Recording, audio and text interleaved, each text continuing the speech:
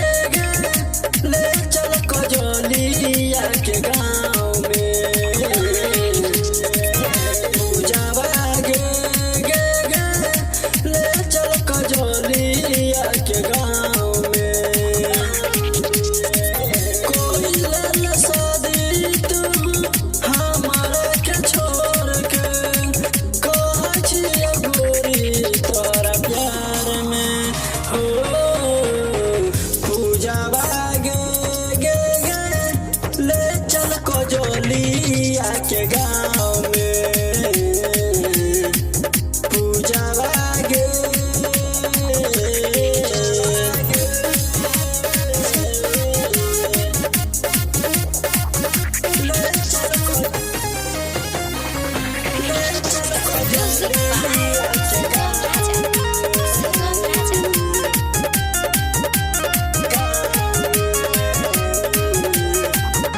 याद स्कूल के आवे कि दिलवा के तरपावे उड़ा दे उड़नी के गोरवा जब हमरा के रोआवे।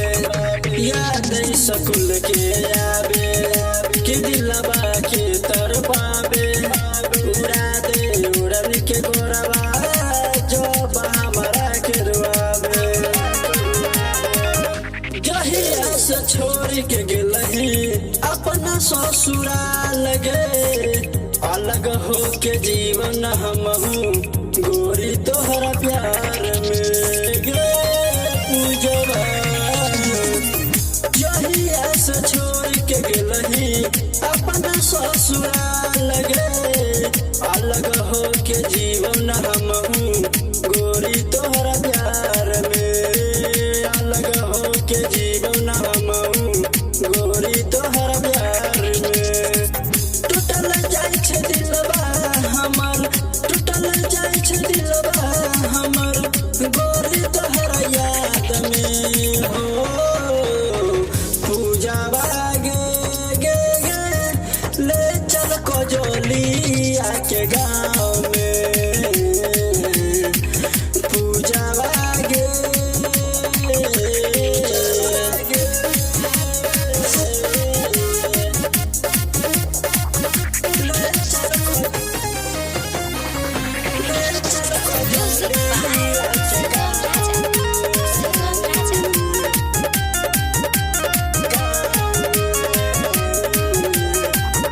कि दिल में रोग लगा के कि मन में प्यार बसा के तरसतौ अखिया जहिया याद जब हमर तो। कि दिल में रोग लगा के कि मन में प्यार बसा के तरसतौ अखिया जहिया याद जब हमर तो।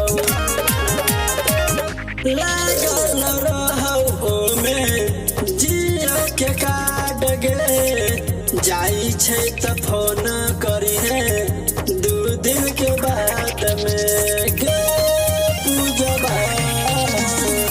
लागल रहौ में जिया के काट गे जाई छै त फोन करी है 2 दिन के बाद गे जाई छै त फोन करी है 2 दिन के बाद गे।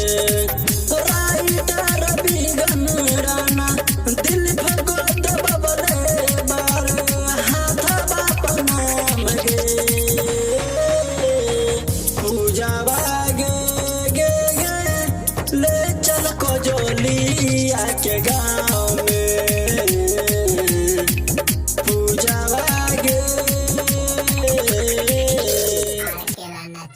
साला ससुरला